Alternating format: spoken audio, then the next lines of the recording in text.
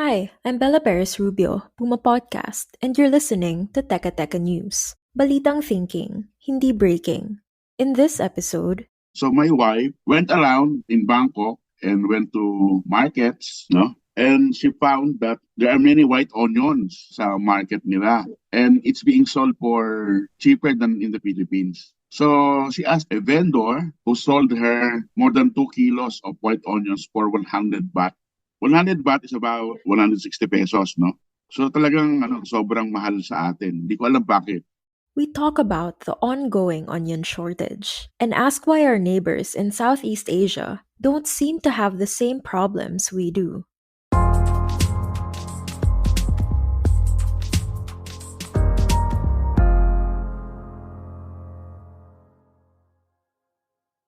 The voice you heard earlier was Pulitzer Prize-winning journalist Manny Mogato. He and his wife were recently in Bangkok, Thailand, to meet with other reporters from ASEAN. When I went back to Manila, I went around supermarkets sa SM, sa Robinson. Walang white onions. Pero sa Landmark, sa Makati, I saw that there are white onions. Pero they are being sold per piece.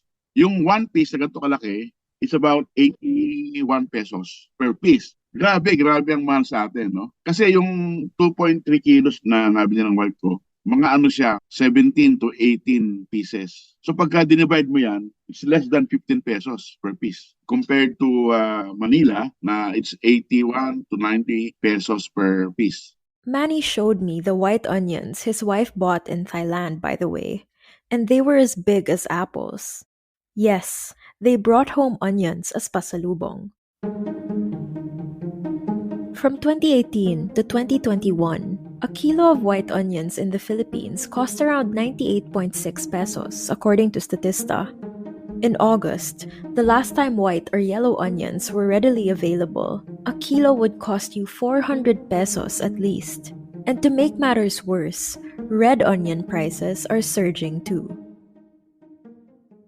Sa ating pagmo-monitor po sa mga palengke, nakita po natin yung pag-spike ng presyo ng pulang sibuyas. Tama po kayo, may 280, meron pa nga po kaming nakitang 300. That's Agriculture Assistant Secretary Cristina Evangelista. On social media, onions have become a meme. People have begun joking about gifting them for Kris Kringle. There's really a problem. Like, for example, yung onion 400 pesos. So no matter what they say, that there's abundant supply of onions, the market tells you that there is a problem in terms of supply. That's former Agriculture Undersecretary Fermin Adriano, speaking on One News's agenda. According to Adriano, onions are just the beginning.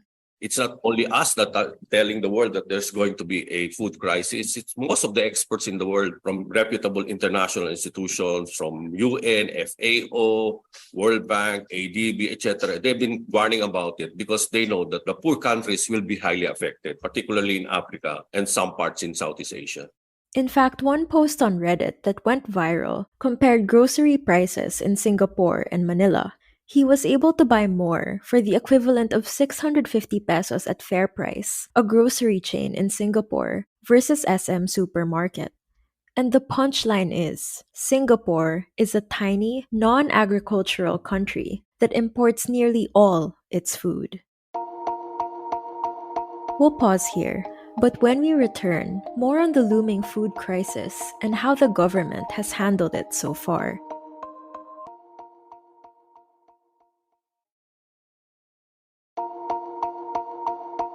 Of course, there are cataclysmic events globally that you could blame the looming food crisis on.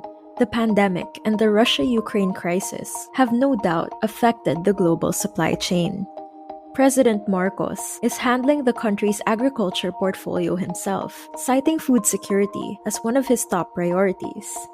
And if you ask his son, neophyte Congressman Sandro, he'll tell you that it can all be chalked up to foreign-driven inflation. But former DA Undersecretary Adriano says the agricultural situation in the Philippines was already dire to begin with. Actually, as early as the outbreak of COVID, I already argued with my colleagues na COVID did not cause this problem of the agricultural sector. It just magnified the problems of the agricultural sector because of the accumulated neglect of the sector for so many years. Kasi pag tinignan mo pa lang yung budget, compared to other Southeast Asian countries which have more progressive agricultural sector, ang baba ng budget natin from 2000 to 2021 is not about 2% of our national budget. Samantalang yung iba, they're giving 5, 7, etc., etc. So that's an accumulated neglect of the agricultural sector.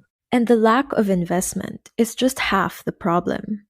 If you look at the capacity of the institution itself, there is a problem because if you look at the expenditure of the Department of Agriculture for about past 8 years, out of that money, 100%, only 65% annually average ang nagagastos niya. That means there's a problem with the bureaucracy. The absorptive capacity of the bureaucracy is a major problem.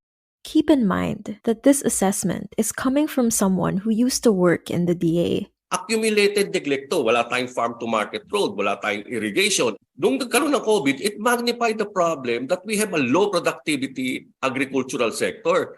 The COVID-19 or Ukraine did not cause it. It might aggravate it, but the real cause is the accumulated neglect of the sector for about 30 years or so. And this is why our Southeast Asian neighbors aren't seeing their prices shoot up like we are.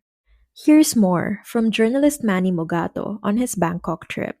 Hindi lang white onions ang mura sa Bangkok, pati bigas, gulay, and I think meat products. Basically, parang mas mura sila sa atin ng malaki, no? Lalo bigas. Kasi dito parang 38 to 50 pesos per kilo, di ba? Doon sa Bangkok parang wala pang 25 per kilo yung bigas, no? At magandang quality pa.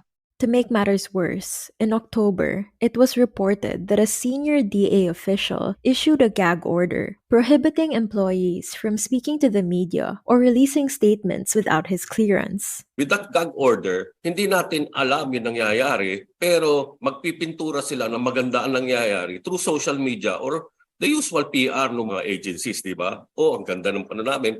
But that's not the reality because there is no way of validating or checking whether those arguments or claims are correct because you don't have data.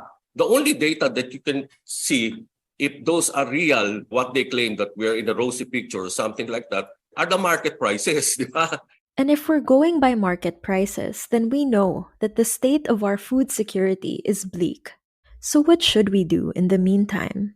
You need to stock those commodities. So you need to ease up on your importation as a short-term measure. It does not necessarily follow that you are anti-nationalist or anti-farmer. It's just for survival. Agriculture Assistant Secretary Cristina Evangelista says the prices of red onions may go down as early as next month.